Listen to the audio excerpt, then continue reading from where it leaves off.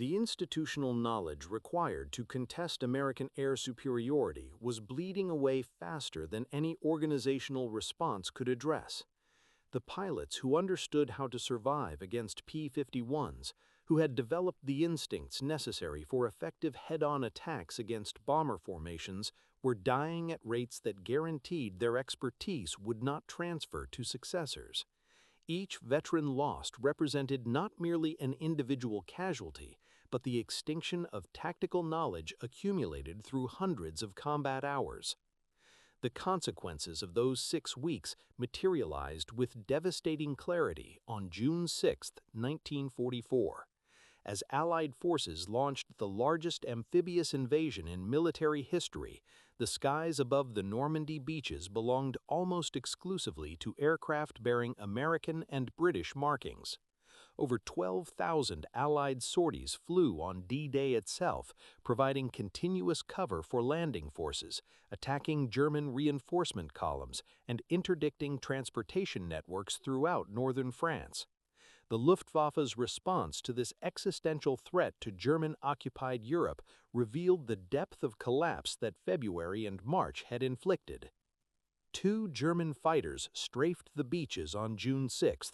Oberstleutnant Josef Priller and his wingman, the only pilots from Jagdgeschwader 26 able to reach the coast through Allied fighter screens, made a single pass over Sword Beach before escaping inland. Their attack represented the entirety of Luftwaffe offensive action against the most vulnerable phase of the Allied invasion. Thousands of troops wading through surf toward fortified positions faced no interference from German aircraft. Landing craft unloaded vehicles and artillery without aerial harassment. The air supremacy that Allied planners had identified as prerequisite for successful invasion had been achieved so completely that German ground commanders reported their positions under continuous attack while their own air support remained entirely absent. The fighter groups that should have contested the invasion had ceased to exist as effective combat formations during the spring attrition. Units that once launched 30 or 40 aircraft against individual bomber raids could now generate single-digit sorties. The pilots available to fly those sorties possessed neither the experience nor the training to survive against Allied fighters operating in overwhelming numbers with complete tactical initiative. Replacement aircraft continued arriving from Speer's dispersed factories, but they sat on airfields lacking pilots qualified to employ them, targets for the strafing attacks that had become routine components of American fighter operations.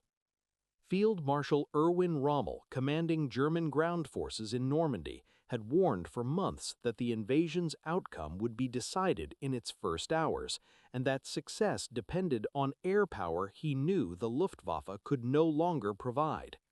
His assessment proved precisely accurate. German armored reserves that might have counterattacked the vulnerable beachheads remained paralyzed throughout June 6th, unable to move in daylight without suffering devastating losses to Allied fighter bombers that ranged freely across the battlefield. The panzer divisions that Hitler insisted must crush the invasion before it consolidated never reached the beaches in coherent formation. They arrived piecemeal, depleted by air attack, too late and too weak to affect the outcome. The air war over Germany continued through 1944 and into 1945, but the decisive phase had concluded before spring arrived.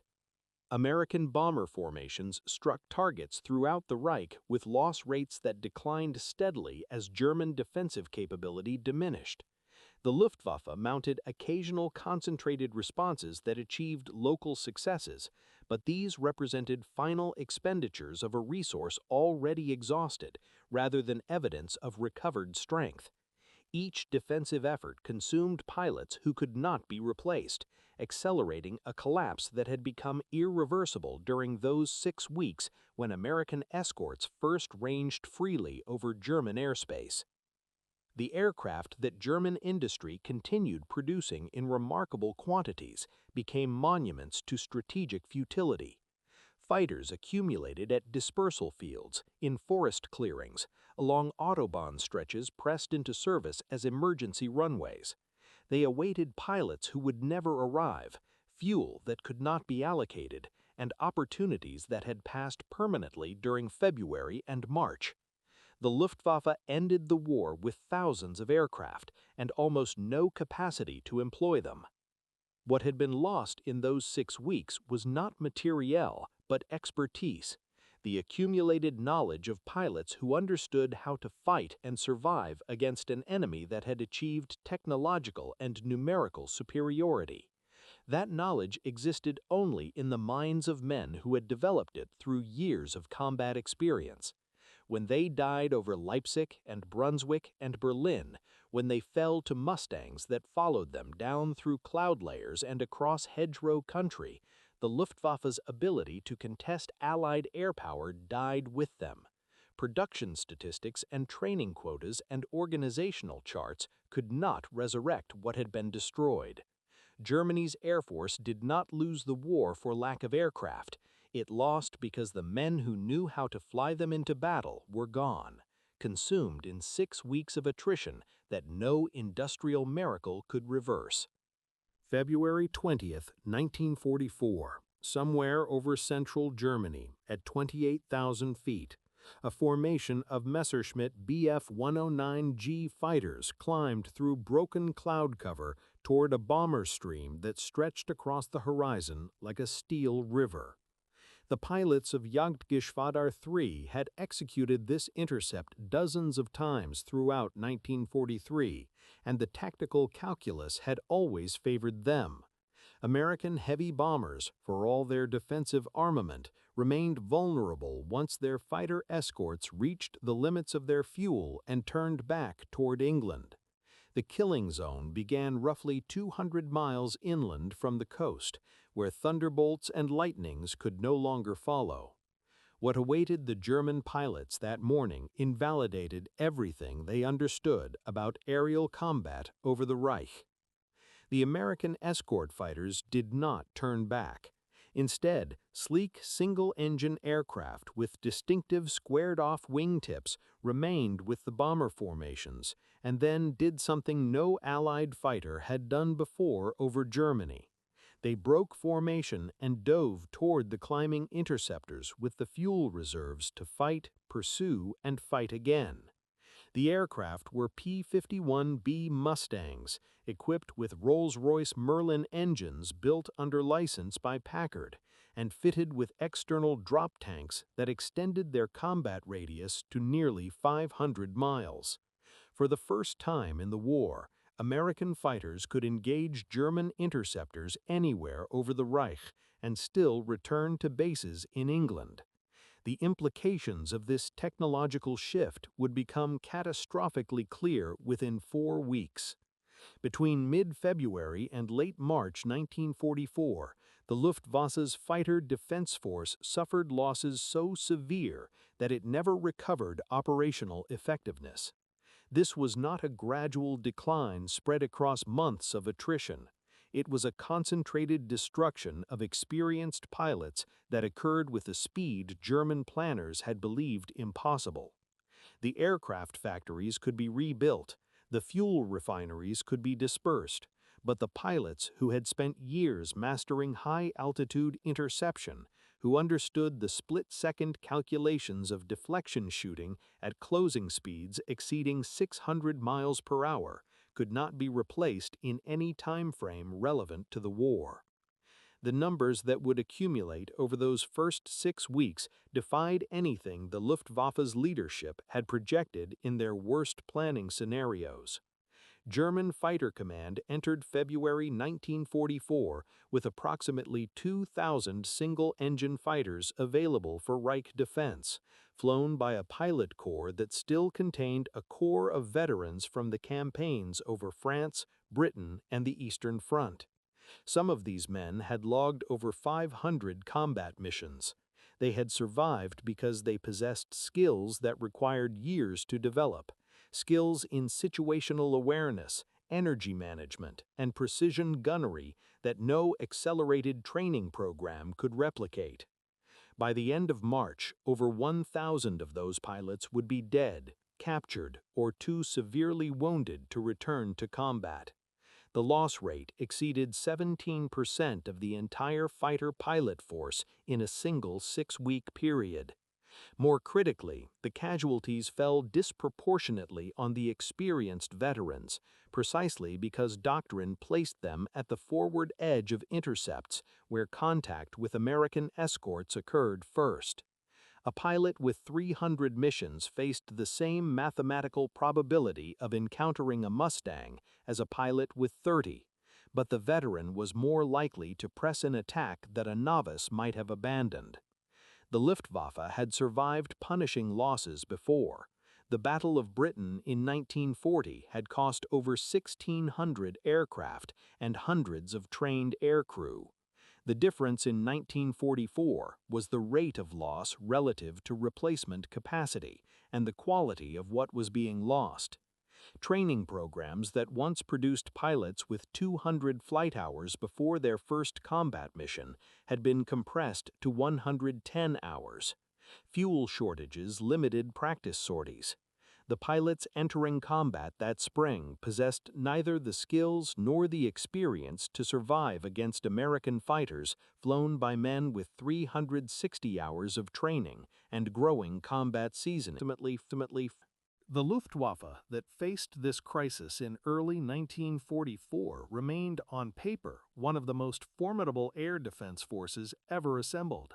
Reich Air Defense commanded approximately 1,200 day fighters organized into Jagdgeschwader units positioned across a layered defensive network that stretched from the Dutch coast to the Austrian Alps.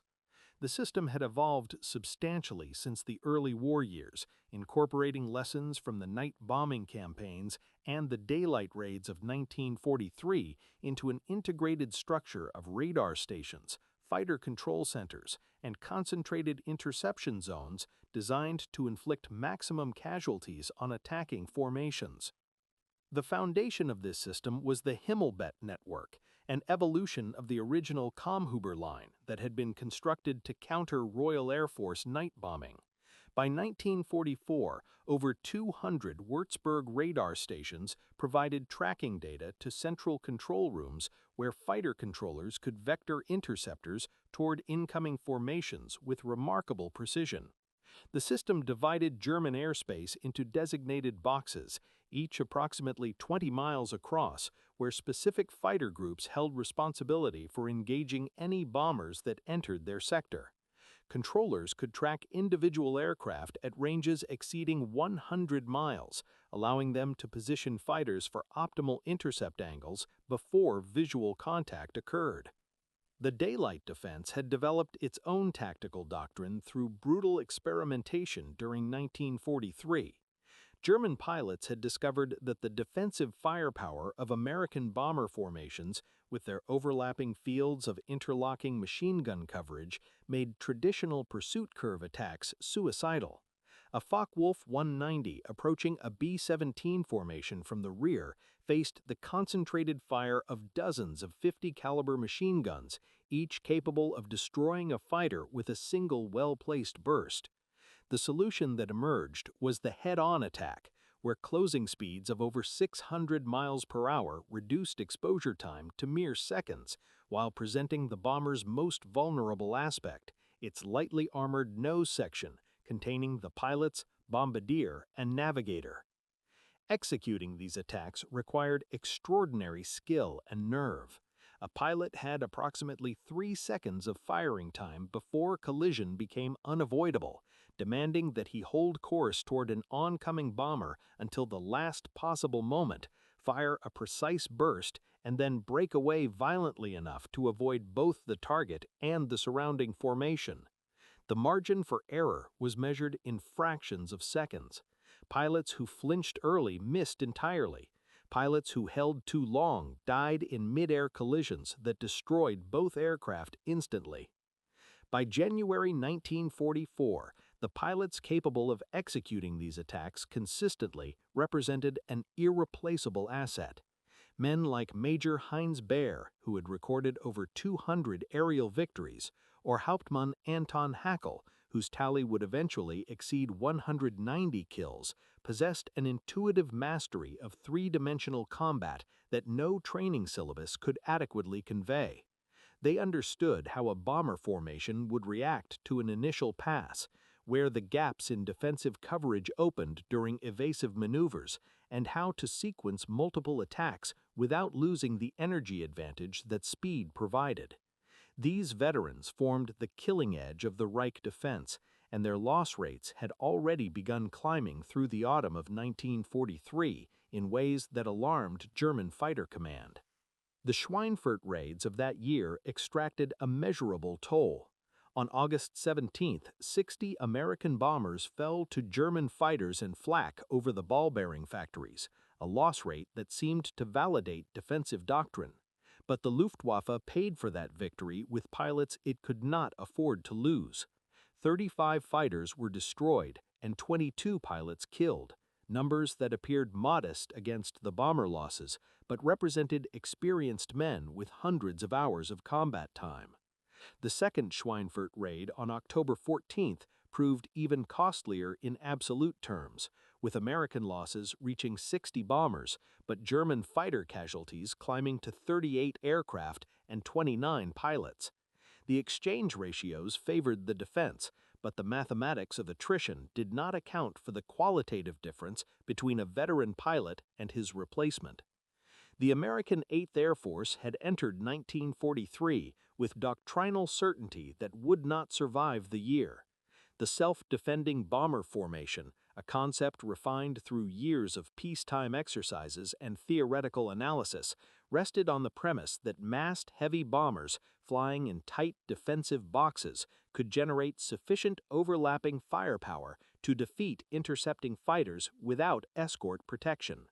The B-17 Flying Fortress embodied this philosophy in its very name and design, bristling with 13 50-caliber machine guns positioned to cover every approach angle. War planners had calculated that a formation of 18 bombers could project over 200 guns toward any attacking fighter, creating a theoretical wall of fire that no aircraft could penetrate and survive. The theory disintegrated over Germany throughout the summer of 1943. Mission after mission revealed the fatal flaw in the self-defending concept.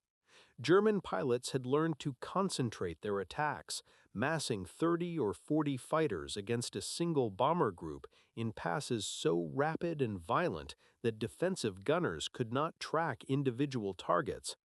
The head-on attacks that Luftwaffe doctrine now prescribed reduced engagement windows to seconds, insufficient time for gunners to acquire, track, and destroy an incoming fighter before it fired and broke away. Bombers fell not in ones or twos, but in clusters, entire formations shattered by concentrated assault before the surviving aircraft could close their defensive gaps. October 14, 1943 entered 8th Air Force history as Black Thursday. The second raid against the Schweinfurt ball-bearing complex launched 291 B-17s into German airspace without fighter escort beyond the range of P-47 Thunderbolts, which turned back approximately 200 miles from the target. What followed over the next several hours constituted the most costly American air engagement of the European war to that point. German fighters operating in relays that maintained continuous pressure on the bomber stream executed attack after attack with an intensity that exhausted defensive ammunition aboard the surviving aircraft. 60 B-17s failed to return to their English bases. An additional 17 landed so severely damaged that they never flew again. 121 bombers suffered damage requiring significant repair. Of nearly 3,000 airmen who had launched that morning, over 600 were dead, wounded, or prisoners of war. The loss rate approached 21% of the attacking force, a figure that made sustained strategic bombing mathematically impossible. At such rates, an entire bomber group would cease to exist within 5 missions. The crisis that followed Black Thursday nearly ended the American daylight bombing campaign entirely. General Henry Arnold, commanding the Army Air Forces, faced demands from multiple quarters to suspend deep penetration raids until adequate escort protection could be provided. The problem was that no such protection existed. The escort, before struggling to maintain fuel supply, the P-47 Thunderbolt, despite its formidable armament and rugged construction, consumed fuel at rates that limited its combat radius to approximately 200 miles with external tanks. The P-38 Lightning offered greater range but proved mechanically unreliable in the cold temperatures of high-altitude European operations. Neither aircraft could accompany bombers to targets in central Germany and still retain fuel for combat and return. The solution had been under development since 1940, though its potential remained unrecognized until desperation forced reassessment. The P-51 Mustang had originated as a British Purchasing Commission request to North American Aviation for a fighter that could be produced quickly using existing manufacturing capacity. The original design, powered by an Allison V1710 engine, demonstrated excellent range and handling characteristics, but mediocre high-altitude performance that relegated it to ground attack and reconnaissance roles. The aircraft's transformation into the war's most effective escort fighter began when Rolls-Royce engineers in Britain proposed replacing the Allison engine with their Merlin 61, a supercharged power plant that maintained performance at altitudes above 25,000 feet. The modification proved transformative beyond any reasonable projection. The Merlin-powered P-51B, entering production in mid-1943, combined the original airframe's aerodynamic efficiency with an engine capable of generating over 1,400 horsepower at combat altitude. The aircraft's fuel consumption proved equally remarkable. Internal tankage of 180 gallons combined with two 75-gallon drop tanks gave the P-51B a combat radius exceeding 475 miles. Pilots could now escort bombers to Berlin, engage in extended combat over the target, and return to England with reserves sufficient for diversion to alternate airfields if weather conditions demanded. The geometry of the air war over Europe had fundamentally shifted, though the full exploitation of this shift required a change in tactical doctrine that would come only with new leadership. January 6, 1944, High Wycombe, England.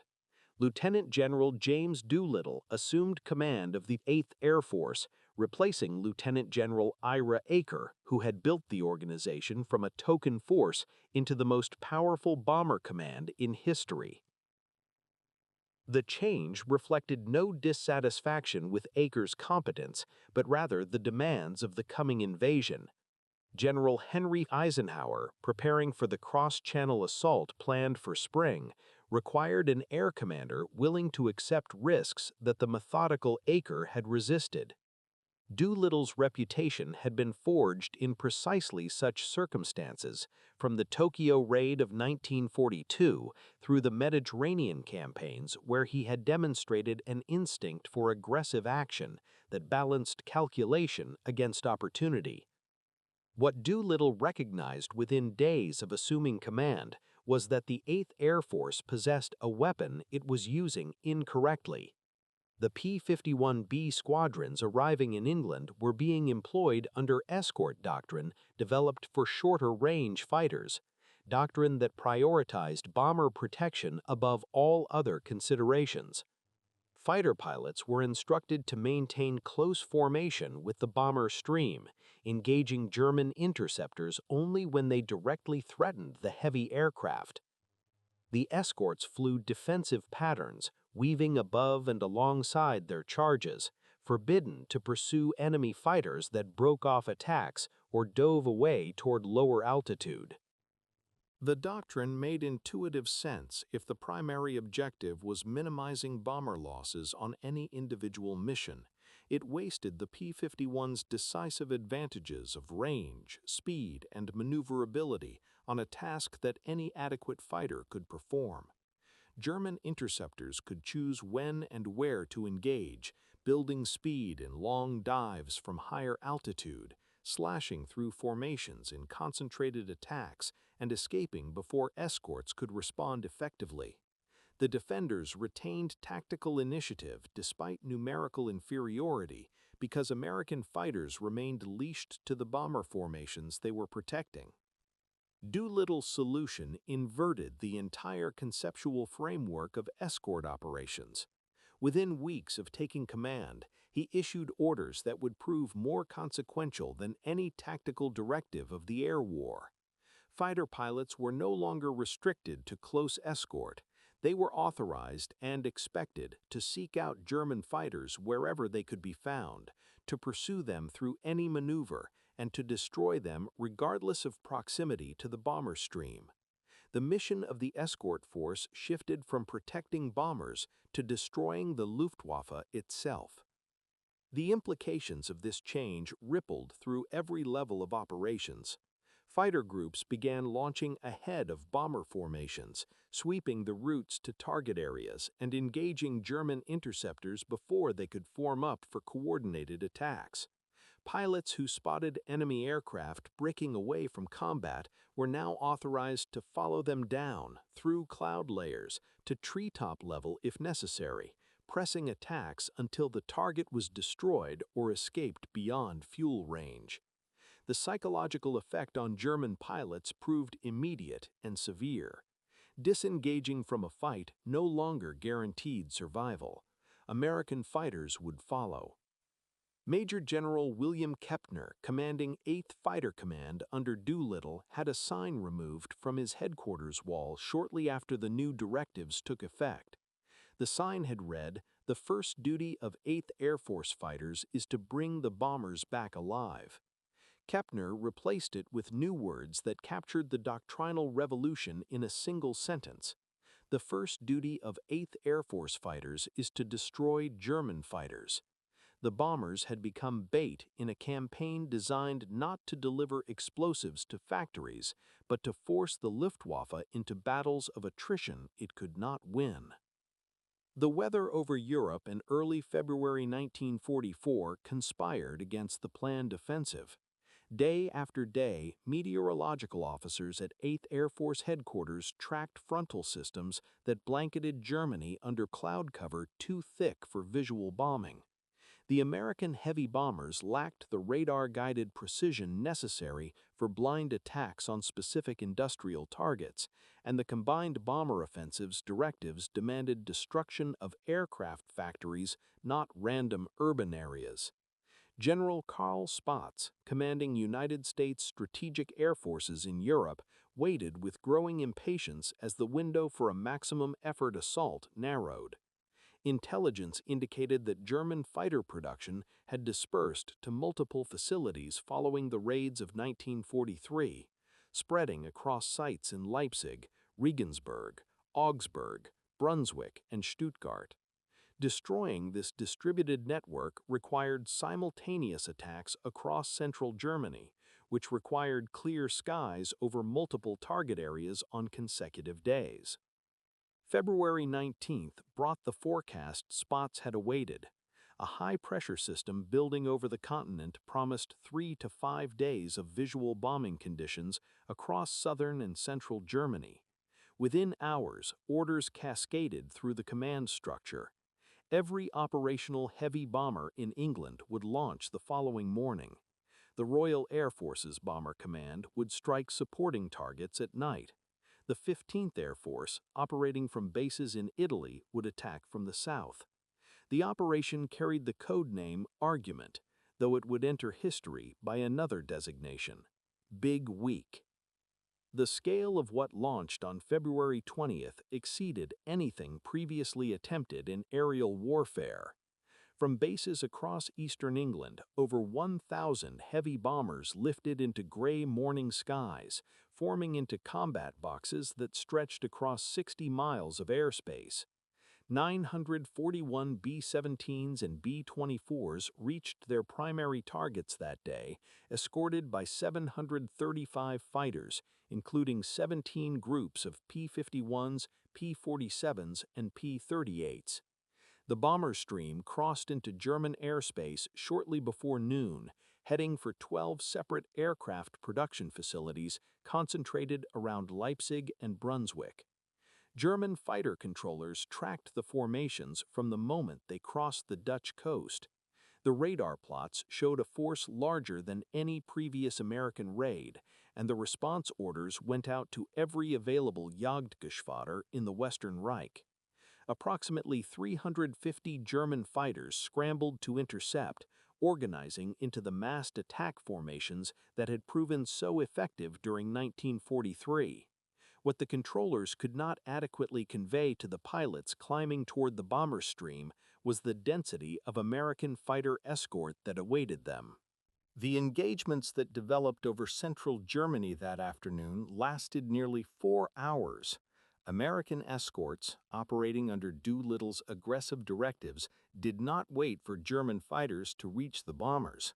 P-51 groups pushed ahead of the formations, engaging interceptors while they were still assembling for coordinated attacks.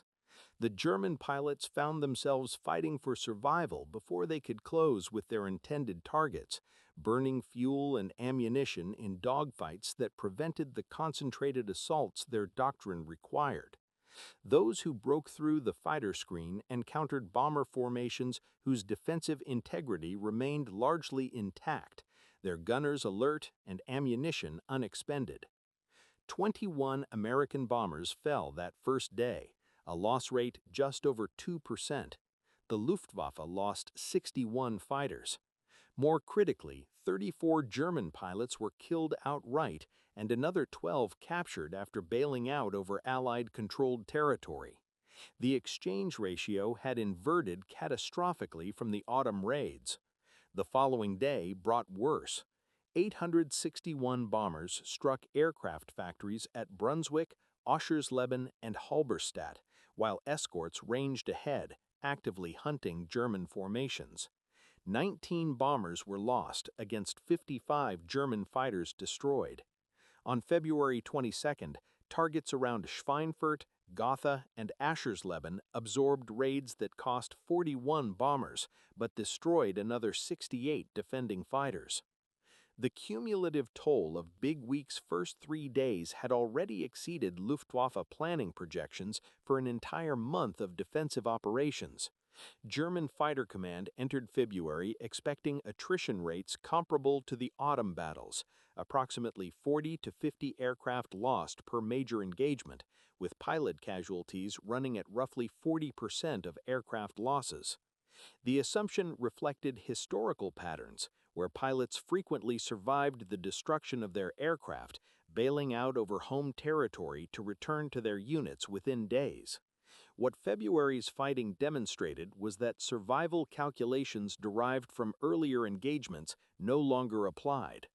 The P-51 pilots pursuing damaged German fighters through descending spirals were not breaking off when their targets began trailing smoke. They followed crippled aircraft down, firing until the enemy pilot either died in his cockpit or abandoned his machine at altitudes too low for parachute deployment. German pilots who successfully disengaged from dogfights found American fighters waiting along their return routes, intercepting damaged aircraft attempting to reach home airfields. The escape mechanisms that had preserved experienced pilots through years of combat were being systematically eliminated. By February 25th, when deteriorating weather finally suspended large-scale operations, 8th Air Force intelligence officers began compiling preliminary assessments of German losses. The figures required verification because they seemed implausibly high.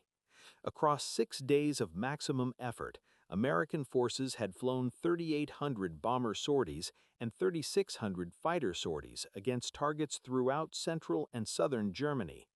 Bomber losses totaled 226 aircraft, a heavy but sustainable toll, representing approximately 6% of sorties. The Luftwaffe generators lost an estimated 355 aircraft destroyed or damaged beyond repair. The pilot casualties accompanying those aircraft losses reflected the changed nature of aerial combat over the Reich. Approximately 100 German fighter pilots were killed during Big Week, with an additional 40 captured and 30 seriously wounded. These figures represented experienced men whose accumulated combat knowledge could not be transferred through any training program. A pilot who had survived 200 missions understood instinctively how American formations reacted to attack, where defensive blind spots existed, and when pressing an engagement crossed from calculated risk into certain death. That understanding died with him, leaving replacements to discover the same lessons through their own survival or failure. The training pipeline feeding replacement pilots into frontline units had been deteriorating since 1942, though the consequences remained masked while veteran cadres absorbed the majority of combat flying. German flight schools had once produced pilots with 200 hours of training before their first operational posting, a standard comparable to British and American programs. By early 1944, fuel shortages and accelerated demand had compressed that preparation to 110 hours, barely sufficient for pilots to master basic aircraft handling before assignment to fighter groups facing the most intense aerial combat of the war. The disparity in pilot quality manifested in engagement outcomes that statistics alone could not capture. American fighter pilots arriving in England during early 1944 brought 360 hours of flight training, including extensive gunnery practice, formation flying, and simulated combat against experienced instructor pilots. They joined squadrons where veterans of the 1943 campaigns provided mentorship through initial missions, teaching the unwritten knowledge that separated survivors from casualties. A new American pilot flew his first combat missions on the wing of someone who had already learned how German fighters attacked, how to clear blind spots, and when to break from an engagement that had turned unfavorable. German replacement pilots received no comparable introduction.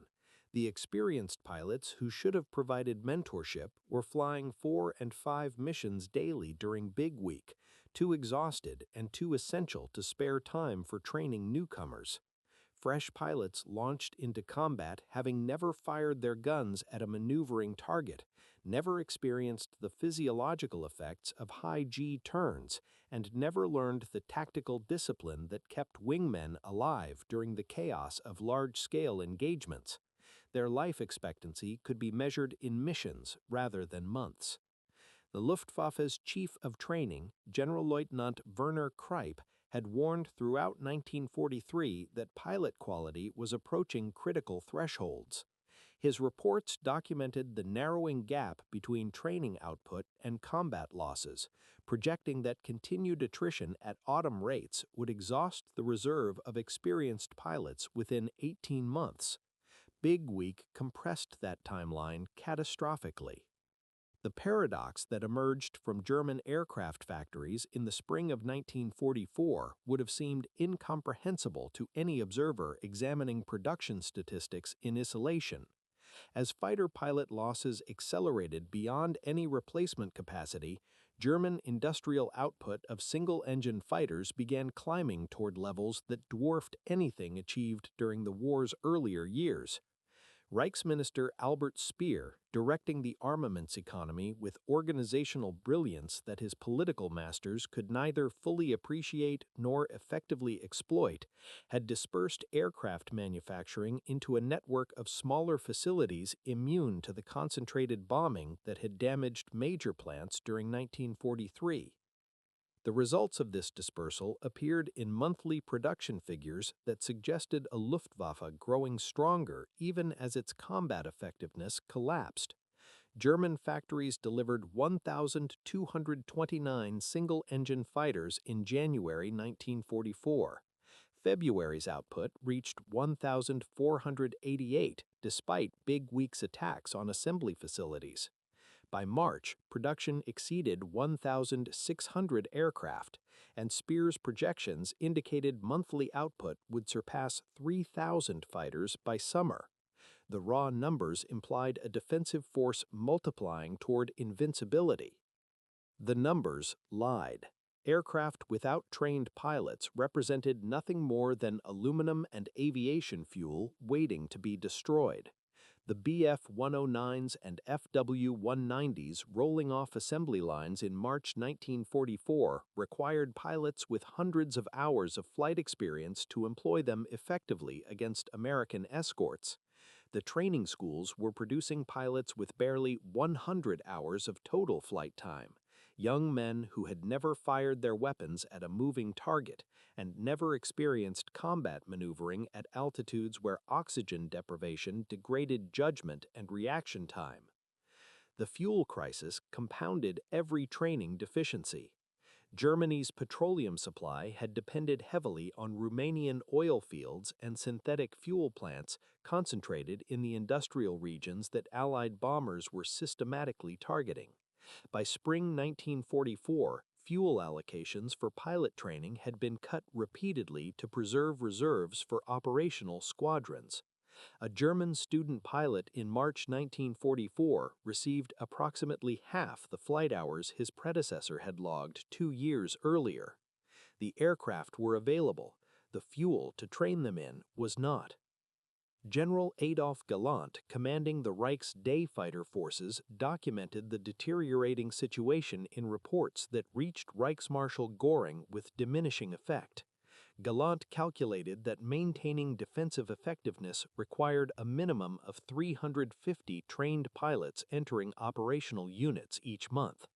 The training establishment was producing fewer than 200, and their quality had declined to levels he characterized as operationally inadequate. New pilots were being killed at rates exceeding 50% within their first 5 combat missions, their brief service contributing almost nothing to defensive capability before ending in death or disabling injury. The aircraft accumulating at dispersal fields across Germany became targets themselves. Doolittle's aggressive escort doctrine had evolved beyond protecting bomber formations to include deliberate strafing attacks on Luftwaffe airfields.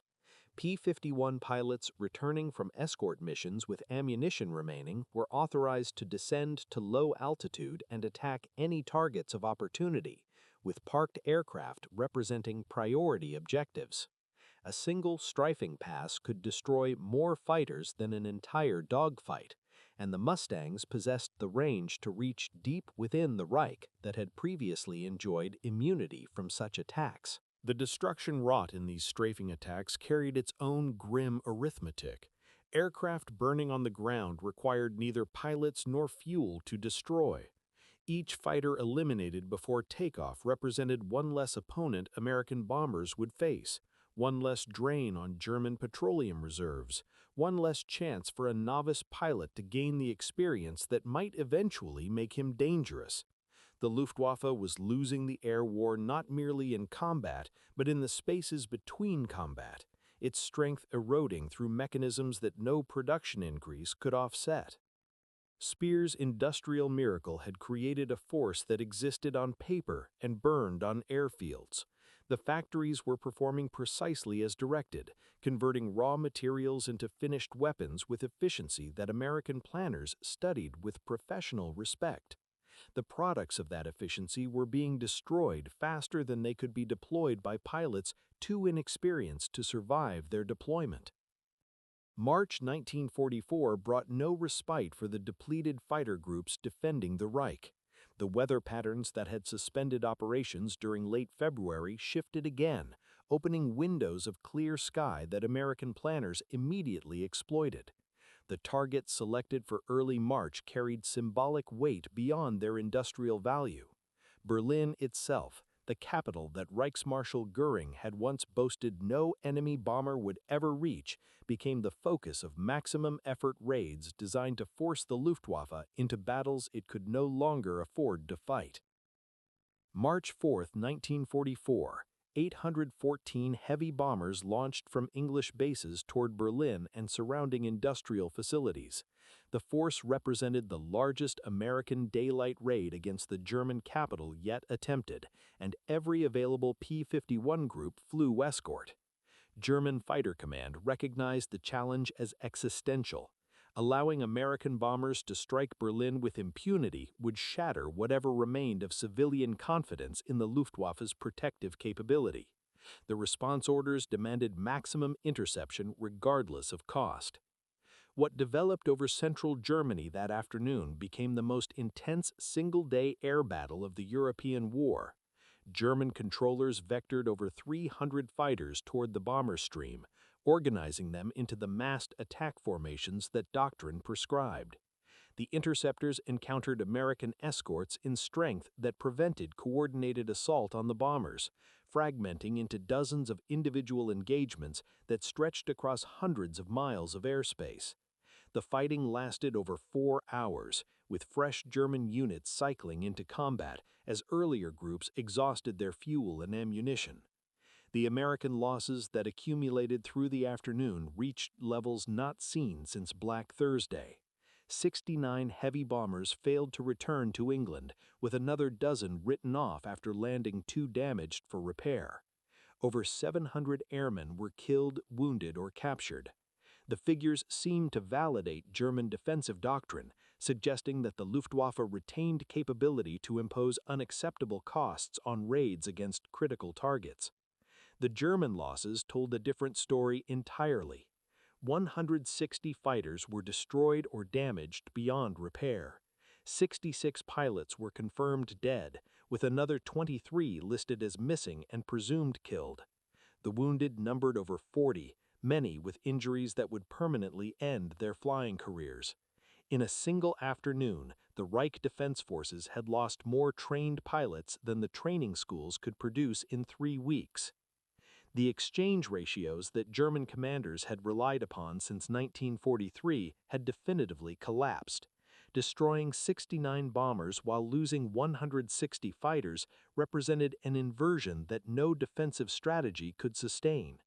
Each American bomber carried a crew of 10, but the 8th Air Force possessed a training and replacement infrastructure capable of absorbing such losses indefinitely.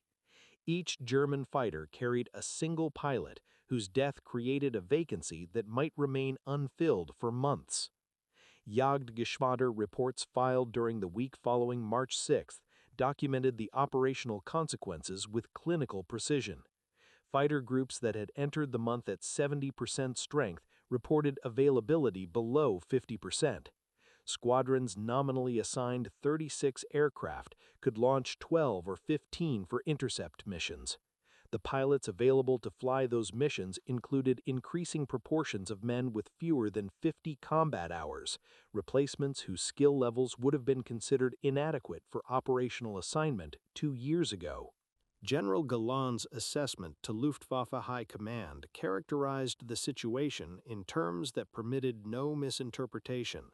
The defensive fighter force was losing pilots at rates that would render it operationally ineffective within 60 days if current attrition continued. Production figures were irrelevant. Training output was insufficient. The only variable that could alter the trajectory was a reduction in the intensity of American attacks, and no intelligence suggested such reduction was forthcoming. The strategic failures that accelerated the Luftwaffe's collapse extended far beyond the immediate crisis of pilot attrition. At the highest levels of German command, decisions made throughout early 1944 dispersed defensive resources across multiple fronts precisely when concentration offered the only possibility of contesting American air superiority. Reich Marshal Göring, whose political authority over the Luftwaffe remained absolute despite his increasingly tenuous grasp of operational realities, refused to acknowledge that the defensive battle over the Reich had become the war's decisive theater. Fighter units desperately needed in Germany were retained in Italy, southern France, and the Eastern Front for missions that accomplished nothing proportionate to their absence from homeland defense. The Eastern Front alone absorbed fighter groups that might have altered the attrition mathematics over Berlin and Brunswick. Soviet air power had grown substantially since Stalingrad, and German ground commanders demanded continuous fighter cover for operations that Hitler insisted must continue despite strategic logic favoring defensive consolidation. Each Jagdgeschwader retained in the East represented approximately 120 fighters and 80 pilots unavailable for Reich defense, aircraft and men grinding away in attritional combat against Soviet formations, while American bombers struck the industrial base that sustained all German military operations. Goering's response to the mounting crisis revealed a command psychology disconnected from operational truth. Rather than acknowledging systemic failure, he attributed losses to cowardice among fighter pilots, issuing directives that demanded courts-martials for pilots who returned from missions without confirmed victories. The orders produced predictable consequences. Pilots already stretched beyond sustainable limits faced additional psychological pressure that degraded rather than enhanced performance. Some pressed attacks beyond tactical rationality, dying in engagements they might otherwise have survived. Others, demoralized by accusations from leadership that had never experienced the combat conditions they criticized, lost the aggressive edge that survival demanded. General Galland's attempts to concentrate remaining strength for decisive defensive battles encountered bureaucratic resistance that no tactical argument could overcome. His proposals of massing 400 or more fighters against individual American raids, accepting temporary vulnerability elsewhere to achieve local superiority, were rejected as inconsistent with the distributed defensive doctrine Goering had endorsed. The result was continued dispersal of an already inadequate force, ensuring that German fighters would engage American formations at numerical disadvantages that guaranteed continued attrition without prospect of decisive result. The American command structure that opposed this dysfunction operated with organizational coherence that multiplied material advantages. General Spaatz coordinated 8th Air Force operations from England with 15th Air Force strikes from Italy, timing raids to divide German defensive attention across simultaneous threats from multiple directions. When German fighters concentrated against bombers approaching from the north, formations from Italian bases struck southern targets with minimal opposition. The defensive calculus required impossible choices between targets that could not all be protected with available strength. Training infrastructure compounded every German disadvantage. The American pilot pipeline had expanded continuously since 1942, with facilities across the continental United States producing thousands of qualified aviators monthly. A pilot lost over Germany was replaced within weeks by a graduate who had completed comprehensive training in conditions free from fuel shortage or enemy interference. The replacement arrived at his operational unit with 360 hours of flight experience, joined a squadron with established mentorship practices, and flew his initial combat missions under the guidance of veterans who had learned to survive the European air war. German replacement pilots entered combat with 110 hours of training that included minimal gunnery practice and no experience against maneuvering opponents. They joined units where the veterans who might have mentored them were flying 5 missions daily, too exhausted for instruction and increasingly unlikely to survive long enough to provide it. The average life expectancy of a new German fighter pilot arriving at a Reich defense unit in April 1944 had fallen to approximately 4 missions. Most died before completing their 5th combat sortie, their brief service adding nothing to defensive capability except another name on casualty lists that grew longer each week.